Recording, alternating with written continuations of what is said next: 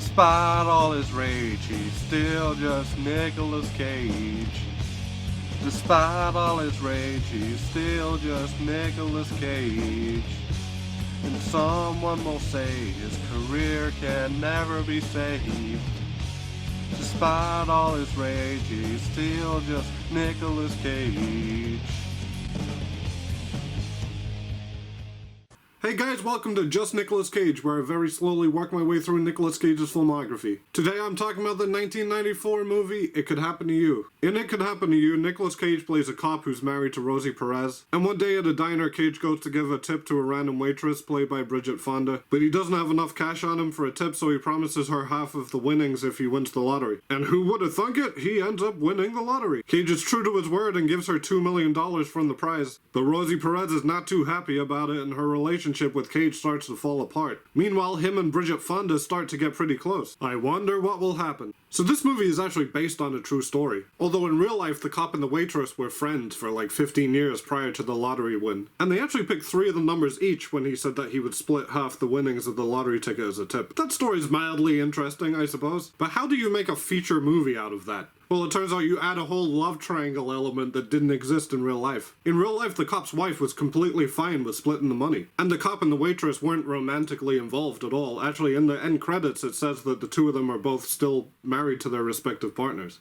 I do think it's kind of lame that they fabricated this whole dramatic element to a true story. But then again, without that element, there would essentially be no conflict to the story. If they stayed true to life, it would just be a story about a guy who gave half his lottery earnings to a friend, and then he stayed with his respective partner and nothing else really happened. So I guess I get why they did what they did. So this is another Nicolas Cage comedy. I've talked a lot about how Nicolas Cage during this period veered towards comedies, and this is his second one in a row. This movie is directed by Andrew Bergman, who wrote and directed Honeymoon in Vegas, a few Nicolas Cage movies ago. Like with Honeymoon in Vegas, this is a fairly light-hearted, straightforward romp with a romance angle. But it also reminded me a little bit of his previous movie, Guarding Tess. Because like with Guarding Tess, this is a movie that's labeled as a comedy, but doesn't really have any comedy in it. I complained about that quite a lot with Guarding Tess, but here there's even less jokes. And I don't mean, there's jokes but they're not funny. There's very little attempts at humor. Like the first part that even registered as a joke to me was 23 minutes in, when Bridget Fonda tricked her mean boss into drinking a coffee with like cigarette ash in it. They do have a wacky part where Nicolas Cage is rollerblading and he flies in the lake. I guess that could be seen as funny.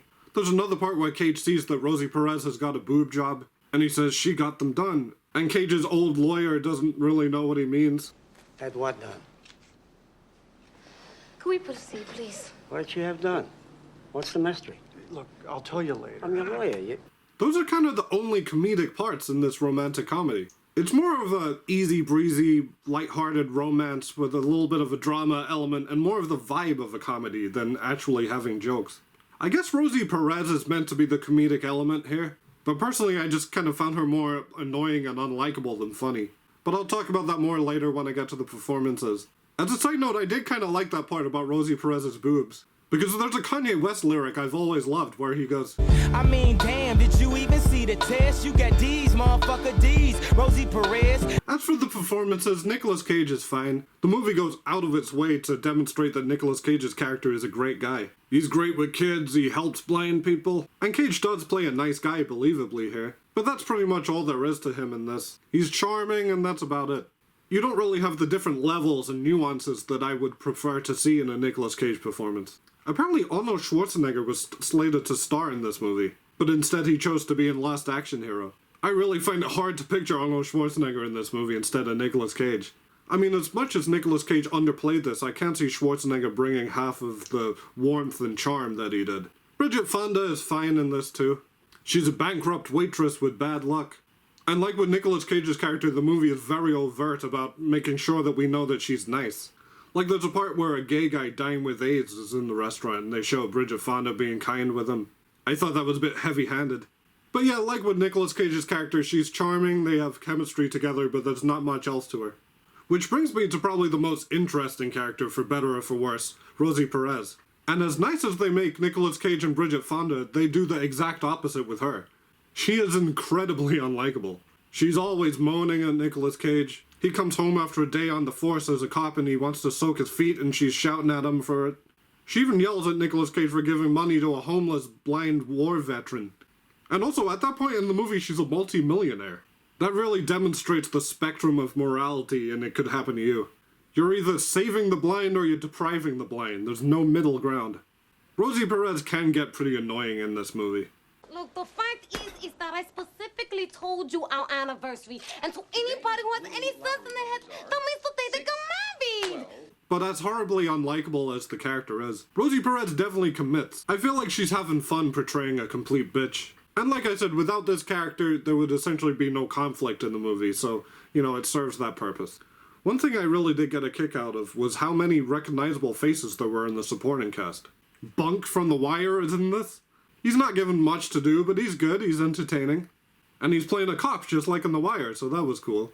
I like to imagine that after the events of this movie, he moves to Baltimore. Stanley Tucci plays Bridget Fonda's ex. He's a real asshole and he loves macadamia nuts. Also, I don't think I've ever seen him with this much hair, so that was pretty cool. So in general, I'm not the biggest fan of narration as a framing device. There's some exceptions to it, I think you can do interesting things with it, but personally I think it's often cheesy and unnecessary. In my opinion, I just would rather you convey that information via the narrative or through the scene. But here, I did like the narration. The narrator is Isaac Hayes talking to the camera, and I liked it because it's goddamn Isaac Hayes talking to the camera. Although he really doesn't do much narration here, there's very long stretches without it. Instead, what they often do is they'll just cut to him in the crowd or watching the events of the movie unfurl without saying anything. And I will say there is a surprising payoff with his character that I didn't see coming. I had a completely different theory about what I thought the reveal to Isaac Hayes' character was going to be. Because his character is called Angel, and he's this omniscient, all-seeing guy who's always everywhere.